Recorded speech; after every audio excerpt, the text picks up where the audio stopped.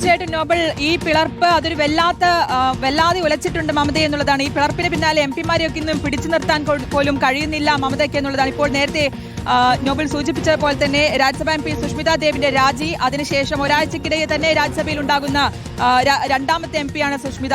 അപ്പം ഈ അംഗബലം എന്ന് പറയുന്നത് TMCയുടെ അംഗബലം 11 രാജ്യസഭയിലെ എന്നുള്ളത്. അപ്പോൾ ഇതിനടക്കം വലിയ രീതിയിലുള്ള പ്രതിസന്ധിയിലൂടെയാണ് കടന്നു പോകുന്നത് എന്നുകൊണ്ട് തന്നെ ഇങ്ങനെ ഒരു ഓഫർ മുന്നോട്ട് വരുമ്പോൾ എങ്ങനെയായിരിക്കും മമത സ്വീകരിക്കാനുള്ള സാധ്യത, ഒരു തിരിച്ചുപോക്കുള്ള സാധ്യത എത്രത്തോളമുണ്ട്?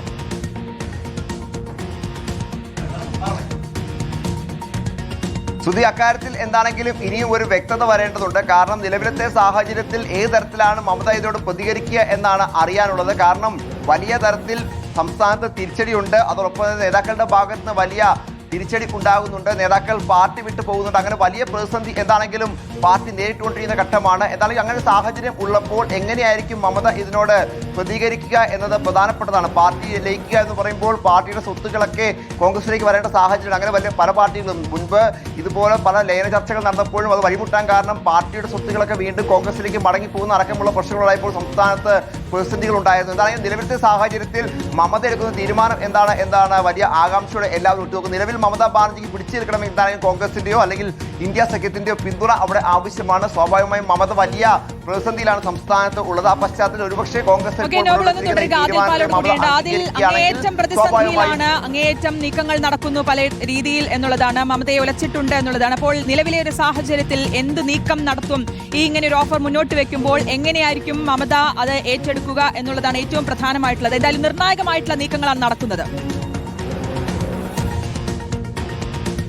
ഉറപ്പായും അങ്ങനെ തന്നെയാണ് കരുതേണ്ടത്. പ്രത്യേകിച്ച് മമതാ ബാനർജി എല്ലാം നഷ്ടപ്പെട്ട് കൈവിട്ട് നിൽക്കുന്ന സ്ഥിതിയാണ്. തെരഞ്ഞെടുപ്പിലേറ്റ കനത്ത പരാജയം. 80 MLA-മാരുണ്ടായിരുന്നിടത്ത് 60 പേരും വിമതരായി പോവുകയും ഋതപ്രതാപ് ബാനർജിക്ക് പിന്നിൽ അണിനിരക്കുകയും പ്രതിപക്ഷ നേതാവായി സ്പീക്കർ അംഗീകരിക്കുകയും ചെയ്ത സാഹചര്യം. അതായത് പാർലമെന്ററി പാർട്ടി എന്ന നിലയിൽ തന്നെ മുഴുവനായി മമതാ ബാനർജിക്ക് കൈമോശം വരുന്ന സാഹചര്യമാണ്, സ്ഥിതിയാണ് നിലവിൽ ബംഗാളിൽ ഉള്ളത് എന്ന് നമുക്കറിയാവുന്നതാണ്.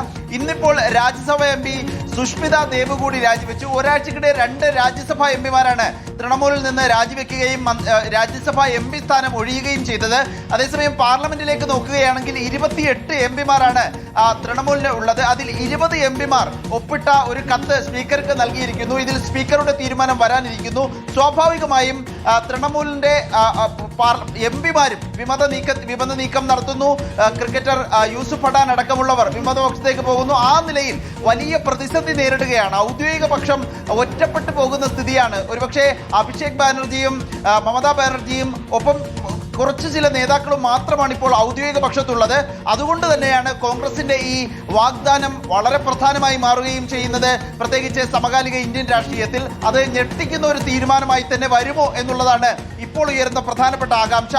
ഈ സാഹചര്യങ്ങൾ കണക്കിലെടുത്ത് 2 പേരെയും അക്കോമഡേറ്റ് ചെയ്യാൻ കഴിയുമെന്ന് കോൺഗ്രസ് അറിയിക്കുകയാണ്.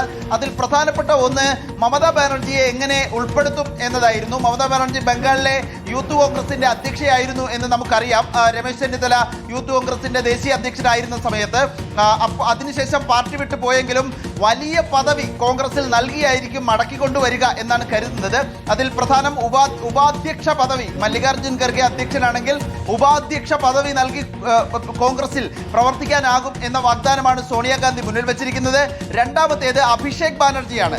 അഭിഷേക് ബാനർജിയെ കോൺഗ്രസിന്റെ ജനറൽ സെക്രട്ടറി ആക്കാം എന്ന വാഗ്ദാനം കൂടി രാഹുൽ ഗാന്ധി കൂടിക്കാഴ്ചയിൽ അറിയിച്ചിട്ടുണ്ട്. പ്രധാനപ്പെട്ട 2 കൂടിക്കാഴ്ചകളാണ് ഇന്നും ഇന്നലെയുമായി ദില്ലിയിൽ നടന്നിരിക്കുന്നത്. അത് ഇന്ത്യ സഖ്യ യോഗത്തിൽ കാര്യമായി സംസാരിക്കുകയും ചർച്ചകൾ നടത്തുകയും ചെയ്തിരുന്നു. അതിന് പിന്നാലെയാണ് ദില്ലിയിൽ തുടർന്ന മമതാ ബാനർജി സോണിയാഗാന്ധിയെ ജൻപത്തിലെ വസതിയിലെത്തി കാണുകയും ഈ ചർച്ചകളിലേക്ക് പോവുകയും ചെയ്തത്.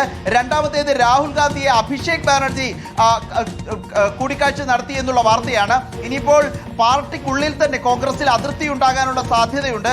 മമതയെ നിരന്തരം വിമർശിക്കുന്ന അധീർ രഞ്ജൻ ചൗധരി കോൺഗ്രസ് നേതാവ് ഇതിനോട് എങ്ങനെ പ്രതികരിക്കും എന്നത് സംബന്ധിച്ച് ഒരു വിവരവുമില്ല. അങ്ങനെ മമതയെ അതിരൂക്ഷമായി നിരന്തരം വിമർശിക്കുന്ന ആളുകൾ കോൺഗ്രസിനുള്ളിൽ തന്നെ ഉള്ളപ്പോൾ എങ്ങനെ ഈ നീക്കം സാധ്യമാകും, എങ്ങനെ ഈ ഐക്യശ്രമം സാധ്യമാകുമെന്ന ചോദ്യം ഉയരുന്നുണ്ട്. ഏതായാലും വളരെ പ്രധാനപ്പെട്ട നിർണായകമായ തന്ത്രപരമായ നീക്കമാണ് കോൺഗ്രസിന്റെ ഭാഗത്തുനിന്ന് ഉണ്ടായിരിക്കുന്നത്.